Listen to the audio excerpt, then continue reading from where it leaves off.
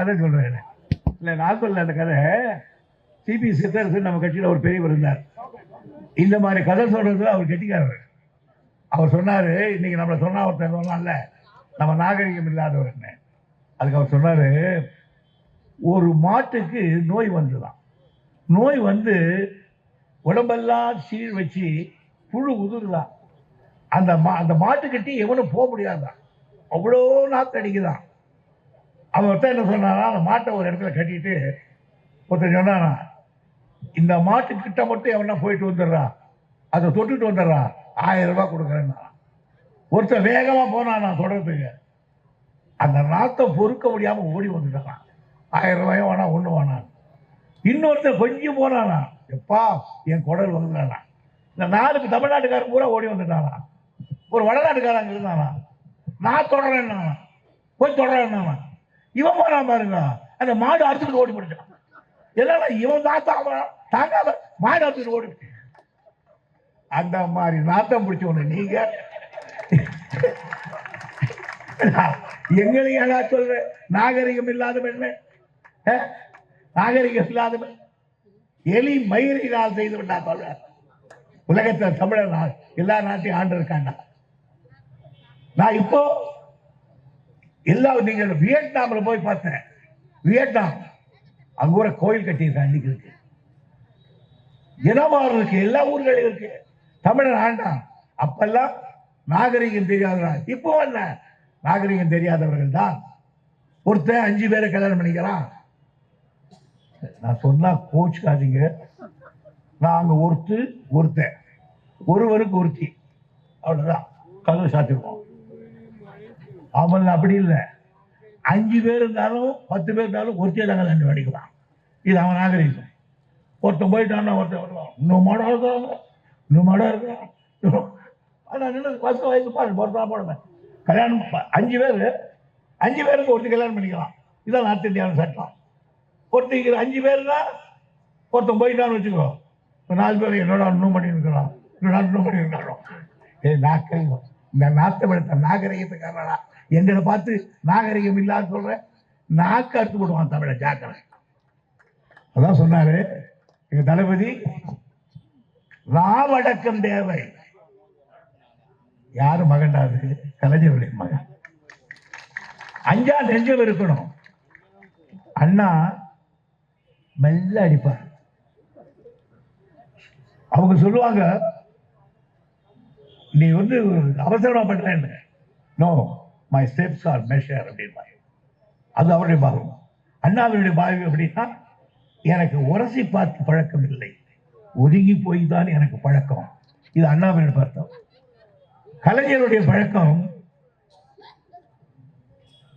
ஜாக்கிரதை, வெள்ள மாட்டாட்டு வருவார். தளபதியுடைய பழக்கம் நாக்கத்தில் விட்டாருங்க. தளபதி எனக்கு என்னன்னு கேட்டீங்கன்னா, நான் அண்ணாவோட பல காலம் இருந்திருக்கேன். கலைஞரோட 53 வருஷம் அவர் மடியிலேயே வளர்ந்துருக்கேன். நான் இல்லாமல் இல்லை. நந்துக்கெல்லாம் தெரியும் நான் எவ்வளோ வேண்டியவன் அண்ணாவுக்கு, கலைஞருக்கு. நான் அந்த வீட்டுக்கு போகிற பொழுது ஸ்டாலின் எல்லாம் அரட்டை வச்சுட்டு போட்டு சின்ன பசங்க, வாங்க நாங்கள் என்ன பண்ணா படிக்கிறீங்கன்னு கேட்டுக்கிட்டு இருக்கோம். அவர் இன்னைக்கு வளர்ந்து என் தோளுக்கு வந்து என் தோழனாகி என் தலைக்கு மேலே வந்து எனக்கு தலைவனாகி இருக்கார். இந்த கட்சிக்கு இருக்கிற லேகம் எவ்வளவு. நான் கூட நினைக்கிறேன், இவர் சின்ன பிள்ளை ஒரு வீடு வந்திருக்காரு, எப்படி செய்வார். நானே ஒவ்வொரு நாள் சொல்லுவேன், நீ என்ன பண்றன்னு தம்பி, உன்னை கரெக்டாக ஜட்ஜ் பண்ணுறேன். இன்னைக்கு வரும்போது சொன்னாரு, அவருடைய பிஏ ஃபோன் பண்ணா, அண்ணன் 5 நாள் ஆச்சு பார்த்து, எங்கே காணும் கேட்டார். நான் சொன்னேன் 3 நாள் ஊருக்கு போகிறேன்னு. அதுக்கு மேலே 2 நாளைக்கு கேஷ் டெலிவரி போட்டேன். 5 நாள் ஆச்சு ஊர் பார்த்துட்டு வந்துருக்கேன். அந்த அளவுக்கு இயக்கத்தை நடத்துகிறாங்க. இந்த இந்தியாவிலேயே ஒன்று சொல்லிங்களா, இன்னொன்று சொல்ல கேளுங்க, தெரிஞ்சுங்க. நான் முன்ன சொன்னேன் இல்லையா, ராஜாஜி இந்திய கொண்டாந்தார். தேவிகோடம் பீர்மேடு போயிடுச்சு. அதுக்கப்புறம் குலக்கல்வி திட்டம். இந்த 3ஐயும் வச்சு மும்முனை போராட்டம் நடந்தது கட்சியில். அதான் முதல் போராட்டம். அந்த மும்முனை போராட்டத்தை அண்ணாவும் பெரியாரும் வெவ்வேறு கட்சியில் இருந்தாலும் இணைந்து போராடினார்கள். அதற்கு பிறகு தளபதியுடைய காலத்தில் தான் மும்முனை போராட்டம். அதே போல் பணம் கொடுக்க மாட்டேன் என்பதற்கு இந்தியை திணிப்பதற்கு இவர்கள் சேர்த்து ஒரு மும்முறை போராட்டத்தை ஆரம்பித்திருக்கிறார். ஆரம்பித்ததோட மாதிரி இந்தியாவிலே ஃபர்ஸ்ட் முறை தூதுவர்கள் அனுப்புகிறார். நீ வா, நீ போயிட்டு சந்திரபாபு நாயுடு பார்த்துட்டு நீ வா வா, நீ தெரிஞ்சதை பார், நீ போ சித்தராமையா பார், நீ போ மெகா பார். நண்பர்களே, மற்ற நாட்டுக்கு தூதுவரை அனுப்புவதை போல் அனுப்புகிற தைரியம் கலைஞருக்கு மட்டும்தான். அதனால தான் நம்ம கையை வைக்கிறது பயப்படுறாங்க. ஆனா எங்க ஆட்சியை கலைச்சிடலாம் பயப்படாதீங்க, கலைக்கவே முடியாது. அது சட்டம் வந்துடுச்சு. இல்லைன்னா நாட்டு கலைச்சிருப்பாங்க முடியாது.